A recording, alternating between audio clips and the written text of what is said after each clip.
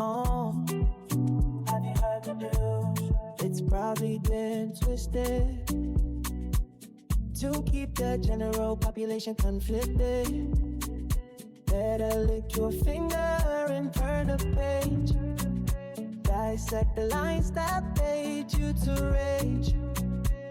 Get out of your Monday drudgery. Turn up the volume on front page fuckery. Yeah. We're doing it. We're back for another episode. Welcome back. It's me, Kelechi, the baby girl, aka Mother of London. And yeah, we're here for another episode of Front Page Fuckery, where we turn bad news into good conversation. Great conversation, in fact, because imagine my surprise that the thing that you all actually loved last week in that episode was talking about the MI6 guy, Gareth, that got duppied. Interesting. I mean, R.I.P. babe. But yeah, we're back to discuss the things. I won't waste any time. It's a Friday. I have son activities to be doing as well, as in activities with my son. And it's really been a week. Like, even with the front pages, it's really been a week. And what's funny is that we haven't even gotten started yet. We are nowhere near the absolute hellscape that we are about to see this year. And I'm not saying that to scare you all. I mean, be a bit scared, but I'm not saying that to scare you all. And I'm talking from an astrological perspective, and I'll go into that a little bit later. And you might say, oh, don't bring astrology into this. I don't give a shit.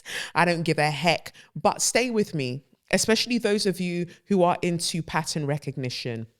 The thing about astrology is it's not telling you to believe. You know, I always say that astrology is a language. You don't turn around to people and go, oh, I don't believe in French. Well, people communicate in French. So whether you fucking believe it or not, they still communicate in that way. There is a pattern that they can follow in order to communicate with each other. It has meaning to them, and things can shift, change, adapt as people evolve, right? That is the same with astrology. Why? Because these astrologers, these amazing mathematicians, looked at a particular pattern. They decided on, okay, this means this means that. And then they went, whenever this planet happens to be here, interacting with this planet over here, as it has happened throughout time, and we can look and chart historical events, this similar theme seems to happen. For instance, we've got the theme of Uranus being in Gemini, doing its thing, having an aspect with, I want to say it's Pluto. I want to say that. I could be making it up. Anyway, the last time we saw this specific aspect between these, including Uranus, right, in the sign of Gemini, was the beginning of World War II.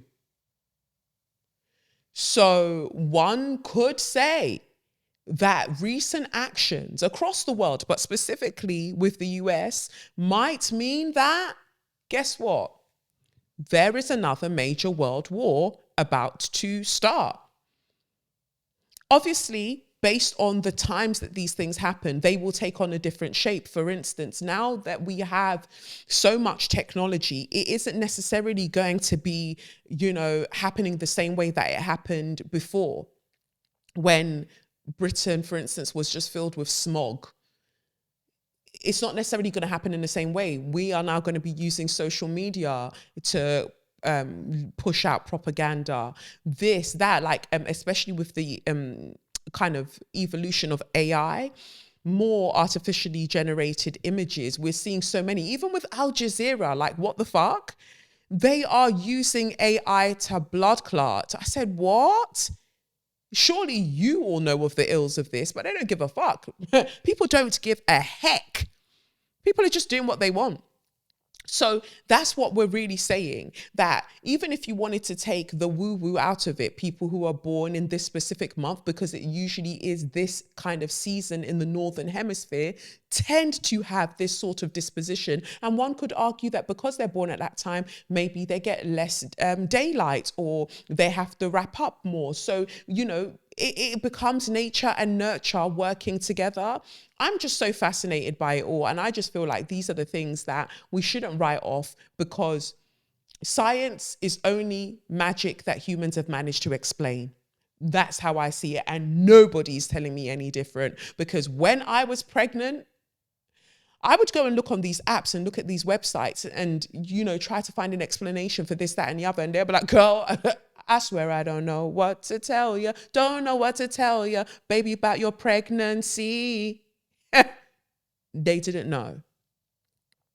So, yes, that's systemic, that's institutional. They don't put money into research to do with anything to do with the uterus of people, but whatever. Anyway, I just felt like I should share that. What else did I want to share? Like I said, the tussling has been happening on a micro level, as in our interpersonal dynamics, as well as a macro level with the world powers. I've been tussling with the old office that I was at, where I used to record my podcast. The company's called Artistic Spaces. Last week I was like, should I say what I'm going to say? Yeah, I'm going to say it now, because Joe Lowe and you and your co-founder friend that started Artistic Spaces, you will pay for your crimes. You will actually pay for your crimes, because they are akin to slumlords as far as I'm concerned. You will see Artistic Spaces, especially because I've mentioned it on here now. You're probably going to see more ads from them flying up on your social media if you happen to have it. They'll show you these beautiful venues that they are acquiring all across London. And for the most part, I haven't been to those venues, so I can't tell you anything about them. I used to be based at one on Old Kent Road called Action House, 53 Sandgate Street. Never has a building been more diabolical. Just dirty. For those who are watching this episode, I'm going to fly up some images on the screen for you to see, because what do you actually mean? The sink was rotting, right? Brown. The tap in the sink, the tap in the kitchen didn't work. The tap in the bathroom barely worked. That is a health and safety issue. The cleaners rarely came out. There were times when I would go to do work at my office and I'd have to cover my face with my clothes, because the stench of that building was so bad, because nobody has come to clear out the bins because their cleaners aren't coming through. But mind you, they raised the rent though. They raised the rent, and even in their new contract that I got last year, April, they were talking about every year the rent is going to go up. But then let them tell it. That guy's across LinkedIn talking about, I'm doing something revolutionary by having affordable spaces for creatives to work from. And I know he's not the only one, him and his partner that he works with. There are other companies that do this across London, and I maintain that they are nasty, exploitative, money laundering schemes. You can't tell me any different. Where are you lot getting the money from to do all of this stuff? And they're not maintaining the building. If you saw the toilets used to be an absolute mess. And outside my office, somebody moved that from next door, because that's another thing. People were always moving out. So I moved into my office in 2022. I did it up. I put some cute flooring down, put some really cute wallpaper up that I'd been meaning to get. So once I started seeing the fuckery, my issue was, I've invested in this little space that I have. I do not want to now have to come and start dragging everything up. So when they were fucking around year after year, I was just like, you know what, hang in there. The window in my office, it didn't close at the top, it would slide down. I don't know what was wrong with the window frame. So air would be coming in and I would just be hearing all of these noises from outside. They would come through Chaz. I think he was the building manager for that specific site. He'll push it back up and then it will slide back down again. They didn't make any effort to actually rectify this. But when somebody from the door next to me, or from the room next to me, when they left the office next to me, I think they were doing hair, sewing clothes. They were doing all sorts in that room. Before that, some guys were cleaning, trainers. So much, but people would regularly leave. Anyway, I remember when I started this podcast, I'm recording now, I'm talking about Palestine, I'm talking about something one of the building management guys is in there. The walls are so thin, you can hear all of the conversation. He starts slamming. He starts banging on things. You know, like where you're not doing anything in there. There is no work that you could be doing, like hitting a nail or putting some flooring in, taking flooring up, that would constitute that level of a racket. Like he only did it as I was talking. So I just stopped talking. The episode is up on here for front page Fxckery, where that particular episode, I stopped talking. I think I'm wearing like a white vest. I stopped talking, I pause and I wait an uncomfortably long time for him, because it's like, I know what you're doing. And then he stopped, dead, just stopped. And then I start talking again, and I make sure to say that, like, you can be doing the nonsense that you're doing. I will find a body to report this to, because what the hell? And soon after that, I put a watermelon doormat outside my door, because I need you to know what time it is. Free Palestine until it's backwards. Are you crazy? But it was just weird energy. I'd be emailing them. They would just air the emails. Like, they do not respond. But so eventually, to me, it just got out of hand. And to me, they're in breach of contract, because the tenancy says that I am allowed quiet, uninterrupted enjoyment of the facilities that I've paid for, the office that I've paid for. Fam, I'm not being quiet. I'm not being quiet, and I'm being interrupted. I'm not enjoying this, because nothing is being done, and this place is getting dirtier and dirtier. And then I went to go and read the reviews, and I'm not even the only one. People across various buildings that they have are complaining about the same thing, not getting responded to, all of that. So come 27th of December, I've moved all of my things out and I've left. I get a message, was it 5th of Jan or something? Or is it 6th of Jan? I get a message from them, from the same Josh that airs my messages most of the time and is very, very rude. Josh Luspo, very rude individual, very wayward. He responds now and he's like, yeah, so you moving out, returning the space as it was, because I lifted up the flooring, repainted the walls, filled the holes, did everything.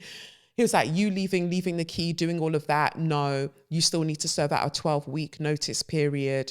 So we will still be expecting money for the next 3 months. You know what is beautiful about life? Because we can all expect whatever the fuck we want. Whether we get it is another issue. I'm not paying out a 3-month notice when that building needs to actually be shut down, as far as I'm concerned. He writes in an email, well, we've recently had the building cleaned, so there should be no issue now. But when I've been messaging you weeks on end, sending you photos of the state of the building and being ignored, you think you're miraculously going to tell me at the beginning of Jan that, oh, actually, girl, after months of just fucking around, we've decided to clean the building now for 1 day. Probably won't clean it again after this point. But you should get back on in there and be paying us money. I will not. I'm not one of these dickheads that's just going to go along with a system that is clearly exploitative and, quite frankly, fucking stupid. Come and see how you'll get the money. They're lucky I don't actually know where their official offices are, because I love for people to say things to my face. Like, let's actually talk. Explain to me, thief, how you got to where you got to. That people should be paying you when they're clearly unhappy with the services that they're receiving, and they're letting you know that, and then you're just airing the messages. Like, he would ignore the messages. So I've put in a subject access request, because now I actually want to know all the emails, the metadata, everything written, everything that you've written, whatever that you've communicated that involves me, that I am easily identifiable. I want all of that information, because if I see anything disparaging about me in there, you'll come and drag the money out of my nostrils. Because as far as I'm concerned, I paid on time. In fact, I overpaid, because I misread a particular email that said that they were increasing the rent, and the rent increase was going to start from such and such date. I think I started paying the increased rent 3 months earlier. So actually they owe me money, and I made this clear. So when they emailed now and they said, by the way, you have a new, because again, they had very aggressive ways of sending emails to everybody that was automated. And I know a number of people have complained, like, stop sending people emails like that. It's fucking feisty. They're like, oh, well, it's just the way we automated it. So they send this email like, remember that we've changed the prices and you should start paying the new one ASAP. I was like, I've been paying it, first of all. So actually, you owe me money. Run me back my money. They started ignoring my messages once again. No response to my email. So I'm actually still owed money by them, plus my deposit that I paid to move in. I don't like landlords, whether it's for commercial properties or whether it's for residential properties.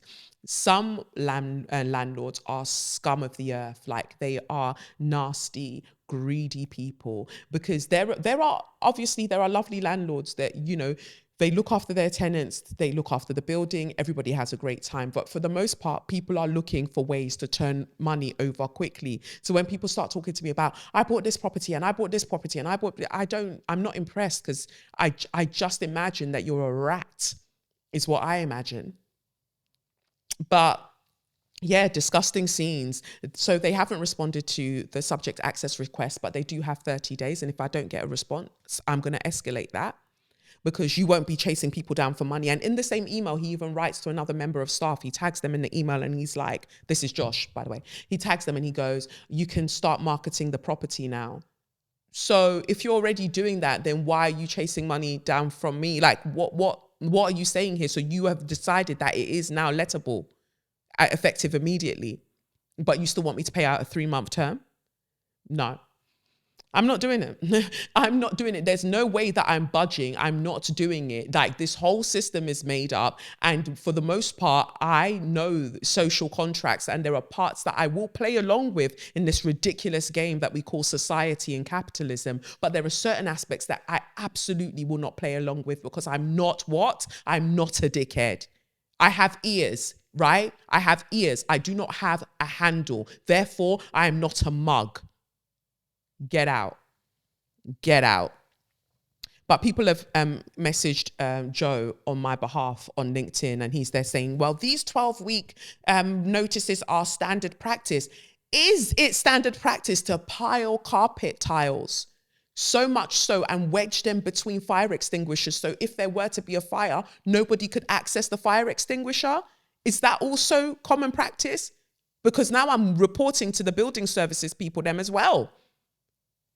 Because maybe other people haven't been saving pictures, but honey, I have. The state of the fridge, the state of the kitchen, just generally the state of the toilets, oh my God, nope.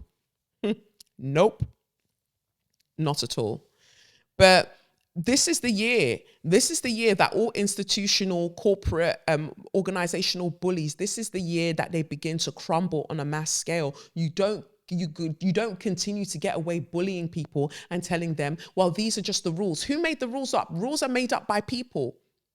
So for instance, when people go, oh, you can't critique this particular pop star because, they're not the system. People make systems. Therefore, you can critique people and systems. These systems, we are conditioned and indoctrinated to believe in society that these systems, they just are the way that they are. Nothing can change. We just have to go along with them. More time, a lot of the things that we are seeing as hard and fast were only introduced in the last 70 years. Some things were only introduced, in the last 20 odd years. They didn't exist before then. So we are literally playing a game of make-believe. We are literally playing a game of cops and robbers. The cops are the robbers, by the way, and the rapists. We're playing along with this very ridiculous game that we keep losing at. And we're going, oh, well, nothing can change. Well, nothing's going to fucking change if nobody tries to fucking change it. But I'm done. I am not with the shits any longer. So if you like, come and drag the money out of my nostril, where we know that I've paid up until the point that I stayed in the building and I said juices, because I'm allowed to say juices because the contract clearly states that I should be in quiet, uninterrupted enjoyment of the space, of which I have not been for a long time. And I have let this be known with loads of emails that have been ignored. So no. Because even the day that he responded, he was like, you've got to see out the 12-week notice period. I fired back a message that I'd sent from the 7th of April. I was like, since your keyboard is working now, did you ever respond to this email with all of these attached photos of the state of the building? He went quiet again. Thunder fire your blood clots. That's all I've got to say about that. Anyway, enough about all of the things I'm saying. Let's get to the news. So this week I picked up the iPaper, I picked up the Daily Mail, and I picked up the Guardian to get into. I think I'm going to mix it up. Just have, like usually I escalate. I go from the fuckery to the not so fuckery, but we'll just start with the iPaper because it was on top. So we see here Putin's shadow fleet in UK waters as ministers pledge to use hard power. So everyone's preparing for war. I read today that Donald Trump is pulling out of all of these agencies and no longer like the UN, the UN-backed agencies. And I think the UN, the United Nations, is problematic as it is. But it's interesting that he's doing that because it's not so much, he's preparing to go to war with other countries. He wants to be able to flog the people of America in peace. He wants to ruin their lives in peace. Where have you seen that before? You lot were calling what my man was doing back in the day, the Iron Curtain. This is what you're getting, the orange curtain, if you will. Anyway, Putin's shadow fleet in UK waters as ministers pledge to use hard power. At least 50 suspected zombie tankers recorded sailing near Britain over past 3 days as grey war intensifies. UK ready to use hard power against Russia, says Keir Starmer ally. I thought they spelled Keir Starmer wrong for a second there. Keir Starmer ally. After sanctioned ships, probably carrying oil, entered the English Channel last night. Ministers now regard the North Atlantic as part of front line against Putin's war in the wake Putin's war effort in the wake of Wednesday's dramatic US-UK seizure of tanker. UK forces could legally board vessels sailing under false flags near its waters, but sources say this is unlikely without US support, despite statement of intent. That is so important. Wheel it up, selector. Okay, for those of us girlies is non-gender specific, by the way, who didn't catch it the first time. Let's go for that last bullet point. UK forces could legally board vessels sailing under false flags near its waters, but sources say this is unlikely without US support, despite statement of intent. Basically saying, you're not bad. You're not bad. You're a prick by yourself. So that's why you need to group up. The UK can't do anything really without the US. If your girl isn't in it with you to jump the other girls, you're not going to go and jump them by yourself because you know that you are easily jumpable. You are surrounded by water. The flogging that Russia will flog us, Vlad, my guy, Mr. P, Putin, my fellow Libra Don, I'm appealing to you. The amount of cosmetic work that you have had done, baby, I understand. Don't let it go to waste because you want to end the world over what the rest of these idiots are doing. I've been telling you and I will tell you again. I am too cute to die. Yeah? Way too cute to die. Some might want to dispute that. They need to go suck their mums. But I am way too cute to die. Please, take them. You say take us to your leader. Take them. The rest of us have nothing to do with it. If Russia is so weak, if Russia is such a bum bitch, why can't you drape her up by yourself? Why can't you tussle with her by yourself? Why do you need US to come and help you tussle with her? Because you know that US, she's chunky. She's chunky and she loves fighting. She stays fighting. She's always looking for someone to beef. You know you don't have it like her. You know you don't. You've been giving her your lunch money all of these years, for so many years. You're part of the reason that she's been able to buy so much protein shake so she can be the size that she is, so she can tussle with everybody. But here's the thing.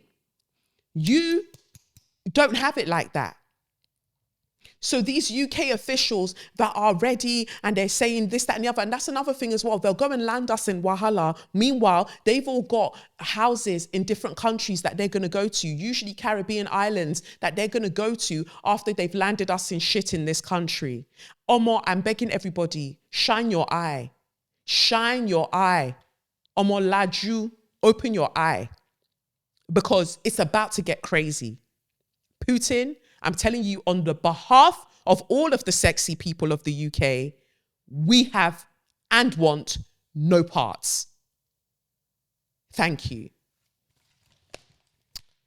Writing the new Bond movie is bucket list stuff. Stephen Knight, Peaky Blinders creator. Okay, so he's writing the new Bond movie. Trump has brought war to American soil. One could argue the very soil of America, as we know it, has had so much blood spilled upon it and it's absorbed it, that all it knows is war, right? Arsenal miss chance to go 8 points clear. Well, big up the Gunners, up Gooners, you know. Another own goal. New Reeves U-turn on pubs tax. Rachel Reeves is just doing anything with that fucking suitcase that she's carrying around. Like that little treasury suit. She doesn't have a clue. Pack it up. Pack it up. Boomers, get off your phones. Millennials despair at parents' tech habits. Now, we definitely need to have a conversation at some point about the way that Nigerian parents, I can only speak for Nigerian parents. I don't know what the rest of you lot's parents have going on. The misinformation that they are sending each other on social media is actually very, very crazy, and it blows my mind. Please check your parents. If they send you something clearly AI generated, tell them, auntie, uncle, desist, stop. Uncle, auntie, hello, get down. Get down. Okay? Let them know. Weather bomb hits Britain. Rare risk to life warning and text alerts issued as Storm Goretti sweeps in, bringing snow and 100 miles per hour winds. What's interesting is that I saw a video today on ITV News social media page where they're talking about, here's how you can walk like a duck. Like everybody needs to start walking like a duck to avoid slipping on the icy streets, on the icy pavements. Have you tried putting grit on the pavement? Have you tried that? Because I think that it would help greatly. Like, we are fully paying money over and over, paying money to the government, only for them to be like, look, we are not spending the money to make sure that you don't slip and break your head.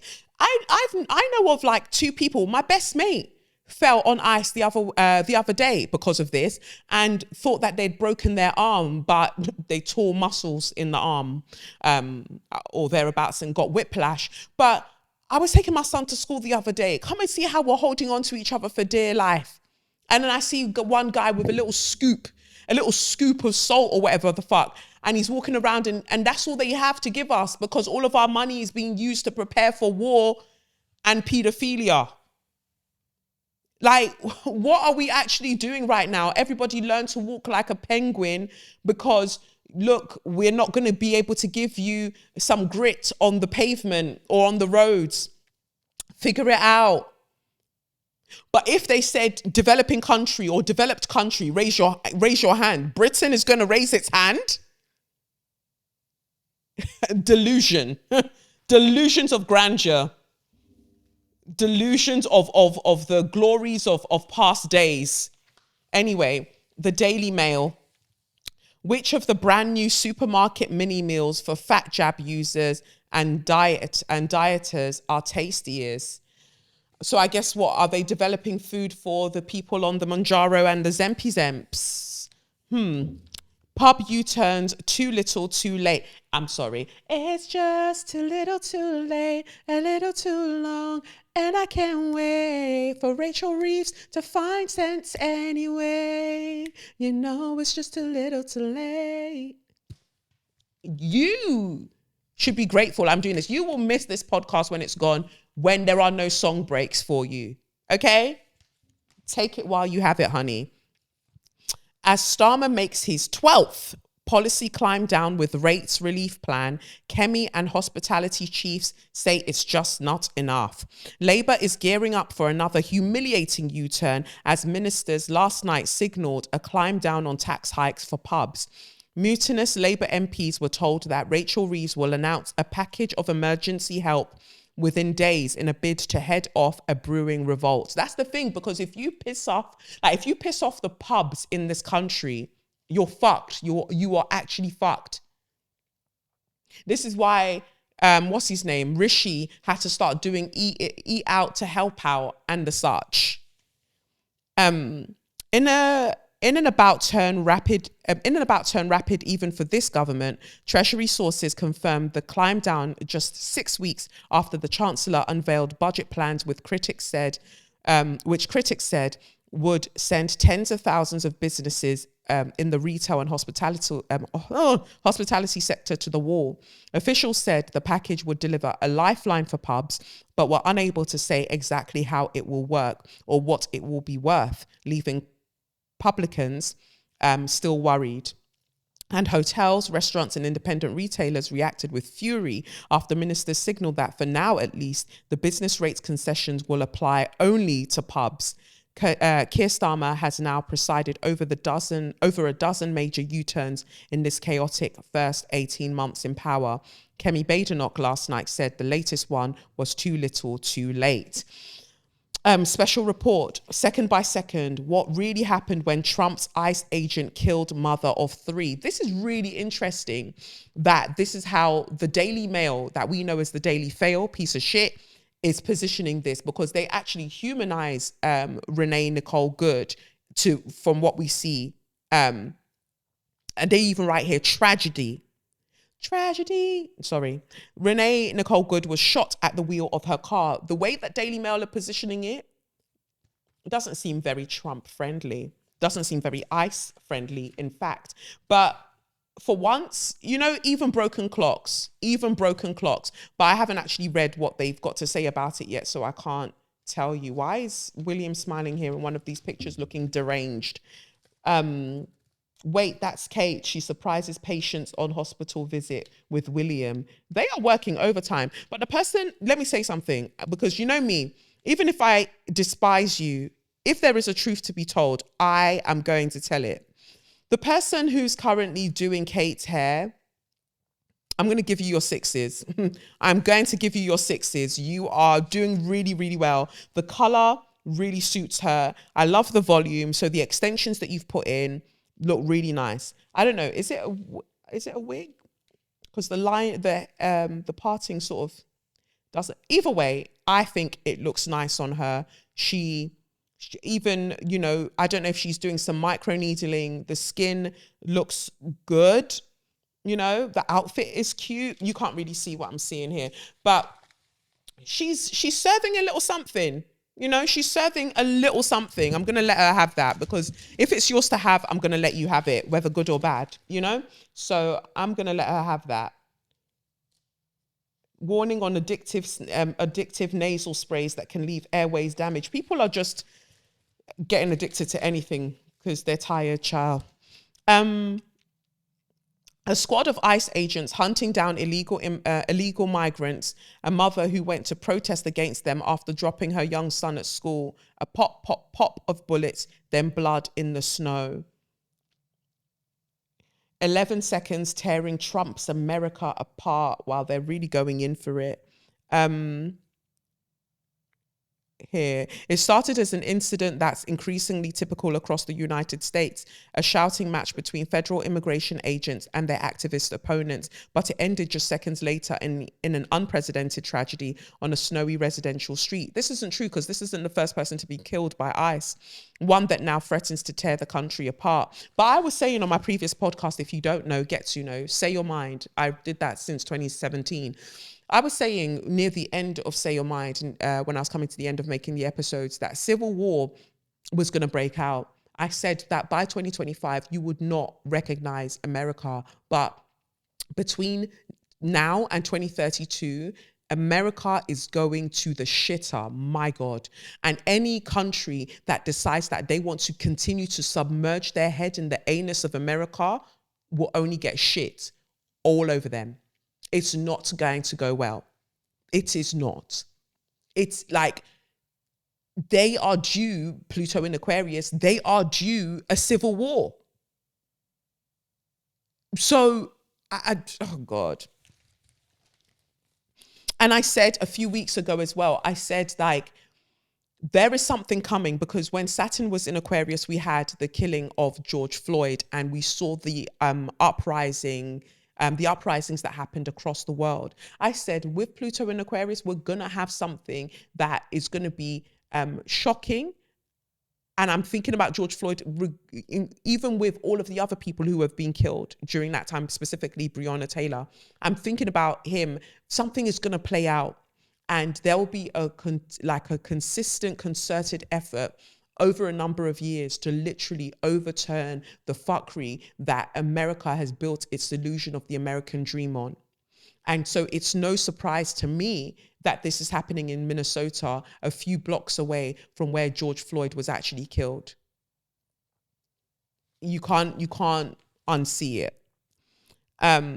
It says here, the Honda's driver rolled the car forward slightly, turning left towards the ICE convoy, but then stopped and waved for other cars to drive past. A silver ICE pickup stopped. 2 more agents got out of it and then walked towards the vehicle. Get out of the car. Get out of the fucking car, shouted one of them as a balaclava-clad agent grabbed the door handle on the driver's side and reached through the open window. But the Honda was already reversing before its wheels turned to the right, as in away from the ICE agents. They even write it here, to drive off away from the agents. It was too late. At around 10:25 a.m., 3 shots rang out in rapid succession, fired by the agent who'd originally circled the vehicle with his phone camera and who was yesterday named as Jonathan Ross. He then positioned himself just to the left of the front of the car and drawn his gun. So you're to the left of the car. She's pulling away to the right. You are in no danger, but you shoot her at least 3 times in the face. In the face.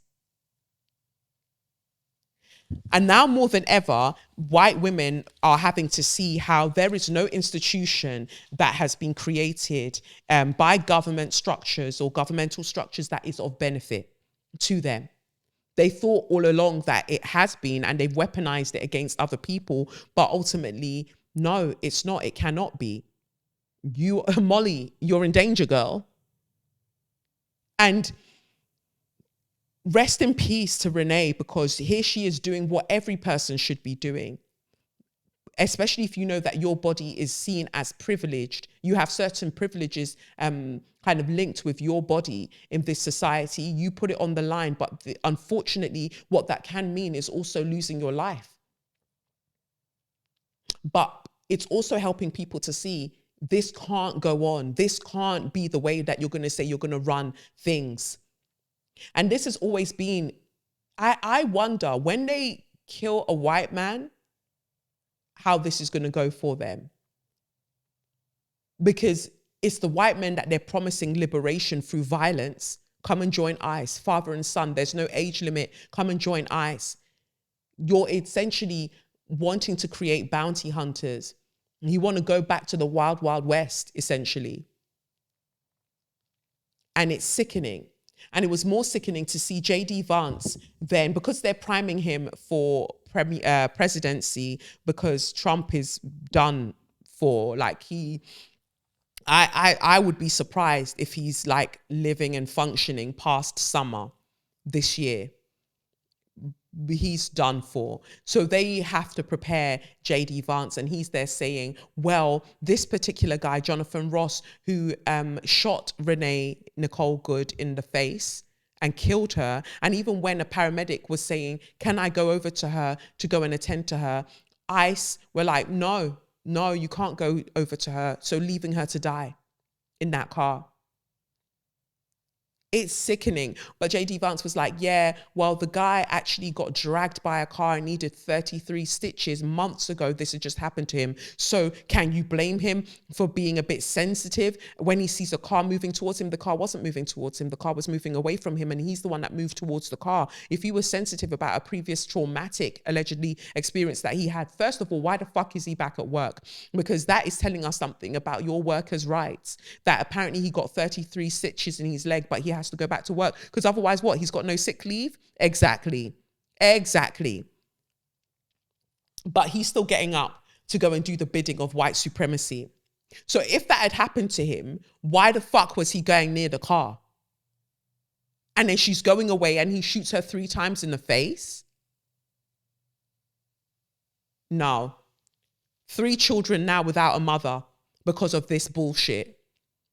Because of what Trump has caused, because of what xenophobia, racism, white supremacy has caused. Like, where do we go from here? Like, what are we actually doing in real life? Like, what are we doing? From when the Daily Mail can confirm that they even, like, from when I am agreeing with the Daily Mail, oh baby, we are in hell. We are in hell. For them to say it as well, that they see the fuckery, crazy scenes. Anyway, now to The Guardian. We've got here, The Guardian says, go back home. Now 34 ex-pupils accuse Farage of racist behavior. How many more people do we need to accuse Farage of racist behavior before we just accept that the guy is racist? Like, what are we doing? He's leader of the Reform Party, which is a racist party, and yet we're still pontificating about whether he's racist. Like, pack it up. If it quacks like a duck and racist like a duck, then it's a racist duck. 34 school contemporaries of Nigel Farage have now come forward to claim they saw him behave in a racist or anti-Semitic manner, raising fresh questions over the reform leader's evolving denials. One of those with new allegations is Jason Meredith, who was 3 years below Farage at Dulwich College, a private school in southeast London. He claims that Farage called him a P word and would use taunts such as go back home. Meredith, 58, who is of Anglo-Indian heritage and works as a product manager in Switzerland, told The Guardian, what really irked me was the denial of being racist. The word P was bandied by Farage. There was kind of an entourage, if I remember right, hangers on. The taunts is something I remember the word P, go back home, being used, certainly more than once. Simple taunts like Jason is a P, I was 15, 16, something like that. Meredith is one of several contemporaries who have alleged to The Guardian they were victims of targeted abuse by Farage, who has come under pressure from politicians in various parties to own up and apologise. So far, he has refused. In a series of legal letters and subsequent interviews, his position seemingly shifted from outright denial to claiming he had only engaged in banter that was not malicious or directed with intent. On Wednesday, when questioned by an ITV news journalist, Farage went further than in previous denial, saying, I don't apologise for things that are complete made-up fantasies. Some of what I heard was just absolute nonsense by people with very obvious, if you looked, political motivation. Later on Wednesday, Farage told Times Radio that he acknowledged aggressive banter, but said claims that he had told one schoolmate to go back home were false. Interesting. Then we see here more about Labour doing a U-turn on the pub tax rises after the outcry. Then we see here Minneapolis shooting. Agent who killed woman will not be charged. Of course not. Of course not. US Vice President JD Vance said last night that a US immigration agent who killed a woman in the state of Minnesota was protected by absolute immunity from prosecution. So what do you think that's going to cause? It's going to cause absolute lawlessness amongst these officials that they're putting out into the streets, right? Complete immunity. So they can go out and kill more people because what they are apparently interfering with an immigration raid. America is not your land.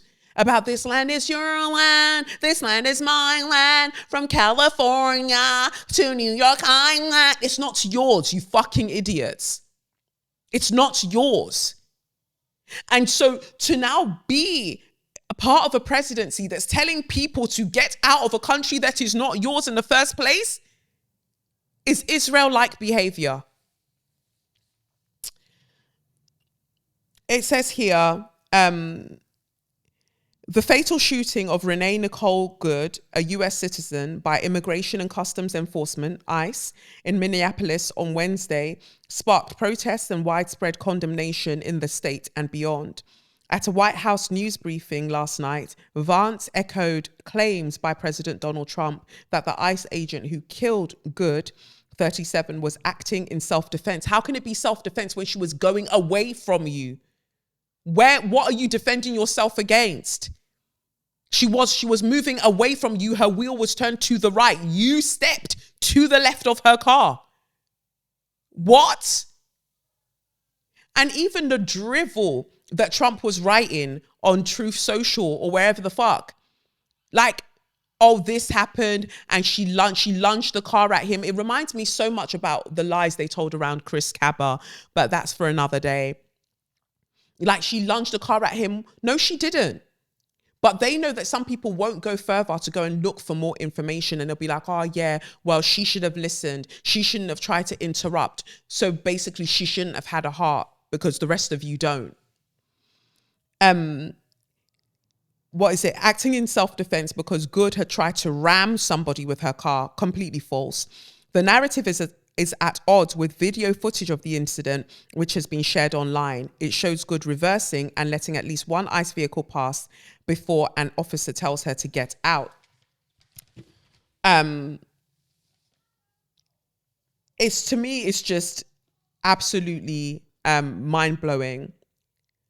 BBC will stay on X to try to resist flood of global misinformation. What do you mean you're going to stay to resist flood of global misinformation when you are the one? You are the water.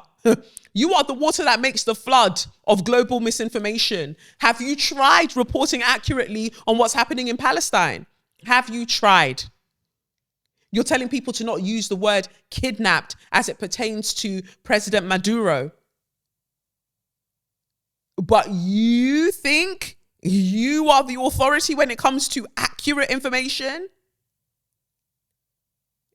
BBC, aka Beelzebub's channel, shut up. You all asked me to look into David Kelly. You were writing in the comments, you wrote quite a few other incidents because, you know, I talked about the MI6 guy last week. You said I should look up what happened to Dr. David Kelly. And it says here that Dr. David Kelly was an expert on biomedical warfare. And he was one of the voices that they brought in, one of the minds that they brought in order to justify the war on Iraq. One of the main things was that he was purported to have said or been in agreement with the fact that the weapons that they had, that Iraq had, could cause so much damage or could cause so much damage or could be launched within 45 minutes. And he said, that's not what I said. Who said that? Who said that? So he was like, girly pop, that's not what I said. And asserted that number 10 Downing Street, as in the Prime Minister and his aides, had tried to make more sexy the documentation or the narrative around going to war with Iraq because there were no weapons of mass destruction. I'm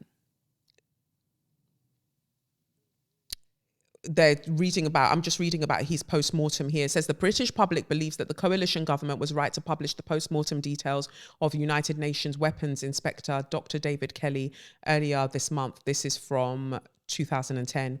58% of the British public believe, when was that? October 28th, 2010. And 2010 was when Graham was killed as well. The guy that we were reading about, sorry, not Graham, Gareth Williams was killed last week. Wasn't killed last week, that we were reading about last week. says here 58% of the British public believe that the government was right to publish the details of Dr. Kelly's post-mortem, compared to the 19% who think that this was the wrong thing to do. People like, one guy wrote in the comments, oh, you think the government should just tell you about national security issues? Yes, because they claim that everything is a national security issue when they don't want to talk about it. So absolutely, yes, it is in my public interest to know. 14% of the public believe that Dr. Kelly was murdered. This has been halved since August, when we found that 30% thought Kelly had been murdered. 52% now think Dr. Kelly committed suicide, up from 32% in August. So that means that they would have put out a lot of messaging to get people to think differently. Conspiracy theories. Dr. David Kelly was an expert on biological warfare who worked for the Ministry of Defense and had been a weapons inspector in Iraq for the United Nations. Kelly achieved notoriety when he alleged that the government's weapons of mass destruction dossier was incorrect to claim that Iraq had mobile germ warfare laboratories. He accused the government of sexing up the dossier. A month later, on 17th of July 2003, Kelly overdosed on painkillers and was found with a slit wrist. The Hutton inquiry into his death subsequently confirmed that Kelly had committed suicide. They write suicide, but I'm saying to you suicide. However, this was seriously questioned by many, including the medical professionals who wrote a letter to the Times voicing their doubts. It was theorized that Kelly was murdered.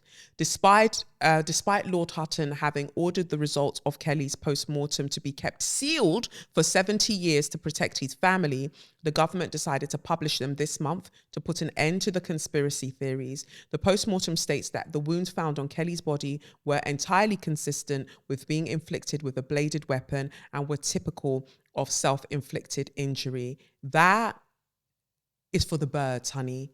I don't buy it. I don't buy it. No. And I mean, consistent how? Like, so if somebody came along and slit somebody's wrist for them, yes, it was a blade that was used or whatever that was used, they placed it at the scene. Then you're saying that he took all of this medication on top of that as well to make sure that he really goes. And then you're saying that then there were other issues as well. It's crazy. To me personally, I'm just looking here at what they wrote about his death on the 17th of July. On the morning of 17th of July, 2003, Kelly worked from his home in Southmore, answering written parliamentary questions from two MPs, McKinley, on the identity of the journalist Kelly had spoken to, and a Conservative MP, Bernard Jenkin, on Kelly's discussion with Gilligan. So basically, they killed him ahead of having this discussion about, testifying at this inquiry about the fakeness, basically, of the dossier, or the sexing up of the dossier for Britain to be able to go to war with Iraq. He had a telephone call with Wing Commander John Clark, a friend and colleague, during which they discussed the general situation Kelly was in, as well as a trip to Iraq on which Kelly was due to go on the following week. Clark reported that Kelly seemed to be very tired but in good spirits. He had received several emails from well-wishers, including the New York Times journalist Judith Miller, to which he replied, "I will wait until the end of the week before judging. Many dark actors playing games. Thanks for your support." Yeah, playing games like killing him. During the course of the day, Kelly received a phone call that changed his mood. Mangold states the most likely explanation is that he learned from a well-meaning friend that the Ministry of Defense that the BBC had tape-recorded evidence which, when published, would show that he had indeed said the things to Susan Watts that he had formerly denied saying. Mrs. Kelly was ill that day and spent some time lying down in the couple's bedroom, but she got up at 3 p.m. to find Kelly speaking on the phone before she returned to her bedroom to sleep. Goslet thinks that this phone call is likely to have been with Clark in a discussion about one of the answers to the parliamentary questions. Kelly left for a walk between 3 and 3:20 p.m. and was last seen by Ruth Absalom, a neighbour with whom he had stopped to have a chat. She was the last person known to have seen him alive. Clark tried to contact Kelly at home, where Mrs. Kelly told him that her husband had gone for a walk. And then on Kelly's mobile, which was switched off, Clark stated he was surprised it was off, as Kelly was normally easily contactable. As far as it is known, Kelly walked a mile, 1.6 kilometers from his house to Harrowdown Hill. It appears he ingested up to 29 tablets of coproximol and an analgesic drug. He also cut his left wrist with a pruning knife he had owned since his youth, severing his ulnar artery. Forensic analysts established that that neither the knife nor the blister packs showed Kelly's fingerprints on their surfaces. What do I hear? I hear lies. I hear lies. So, he took these 29 tablets of coproximol, but his fingerprints were not on the packet. And his fingerprints were not on the knife that he used to slit his own rascal wrists. Yes, the alliteration there of rascal wrists. Interessante, as my friends say somewhere in Europe. So, yes. So neither the knife nor the blister packs showed Kelly's fingerprints on their surfaces. Rachel Kelly spoke to her mother in the late afternoon, then drove to her parents' house at around 6 p.m. as her father had not returned. Rachel walked a route along a footpath her father was known to use regularly to try and find him. She returned to the house at around 6:30 p.m., then drove round to see if she could find anything. Sian, Kelly's eldest daughter, also came to the house that night, and around 11:40 p.m. they phoned the police. 3 officers from the local station in Abingdon arrived within 15 minutes. They searched the house and garden straight away. By 1 a.m., a search helicopter from RAF Benson, fitted with thermal imaging equipment, had been requested. Teams of search dogs were also provided, and a 26-meter, 85 feet communications mast was erected, as the Kelly's home was in a mobile communications black spot. Well, look at that. The police also, the police used volunteer search teams, and it was one of these that found Kelly's body on Harrowdown Hill at around 9:20 a.m. on the 18th of July. The 2-person team differed in their description of the position of the body. One stated that Kelly was at the base of the tree with almost his head and his shoulders just slumped back against the tree. The other stated Kelly was sitting with his back up against the tree. The police and paramedics differed from both the searchers. DC Coe, one of the first policemen at the scene, stated that the body was laying on its back. The body was laying on its back by a large tree. Then the head towards the trunk of the tree. The pathologist called to the scene, Nicholas Hunt, recalled that his head was quite close to the branches and so forth, but not actually over the tree. So was he changing poses? Was he posing after death at the tree? Because how are you all seeing it from so many different angles? What is going on? Is it a wishing tree? Does it change? Does it create illusions? How can you all not agree on the position of the body where it was found? It's blowing my mind. Blair was on an aeroplane from Washington to Tokyo when the body was found. He was contacted while en route and informed of the news. Although Kelly had not been formally identified at that stage, he decided to order a judicial inquiry to examine the circumstances, which was to be headed by Lord Hutton, a former Lord Chief Justice of Northern Ireland.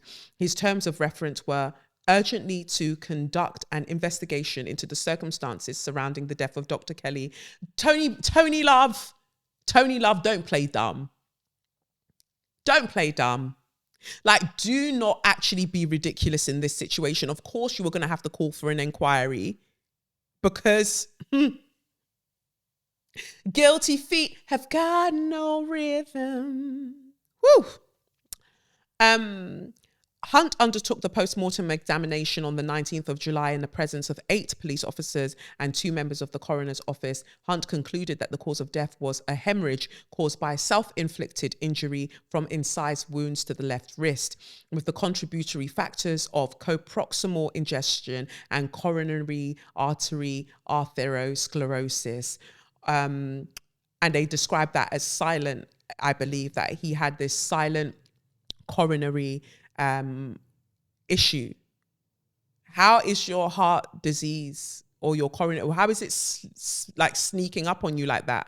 Why is your coronary issue going shh, shh? It's all so quiet. They are saying anything. I'm surprised that they didn't mention that, oh, you know, and he had toenail fungus, and girl, everything was against him. You're just saying anything. On 20th of July 2003, the day after the post-mortem, the BBC confirmed that Kelly was their only source. Nicholas Gardner, the coroner, opened and adjourned his inquest on 21st of July, noting that the pathologist was still waiting the toxicology report.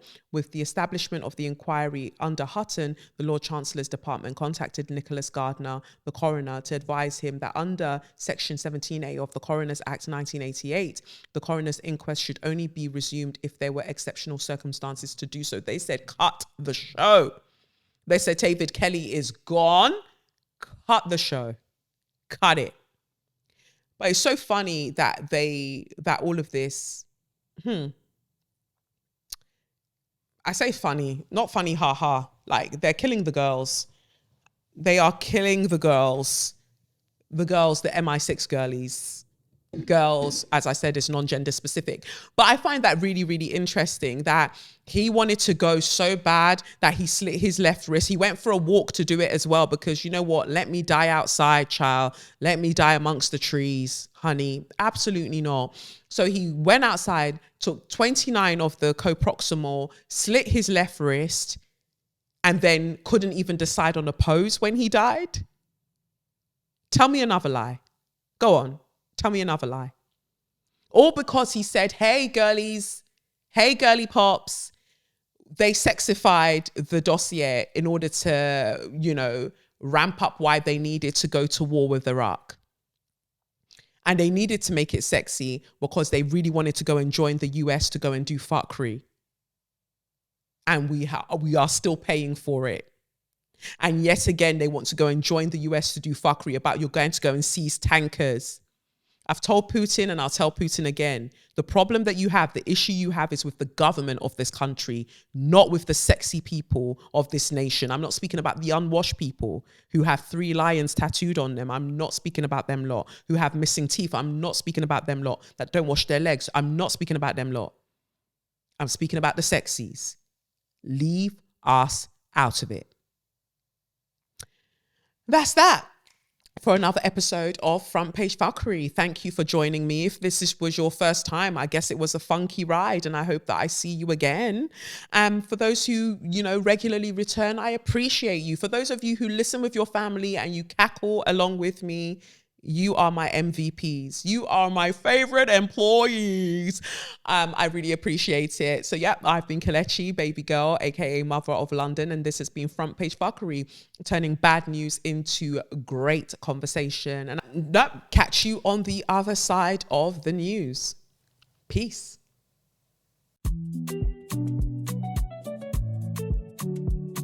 Oh, have you heard the news? It's probably been twisted to keep the general population conflicted. Better lick your finger and turn the page. Dissect the lines that made you to rage. Get out of your Monday drudgery. Turn up the volume on Front Page Fxckery.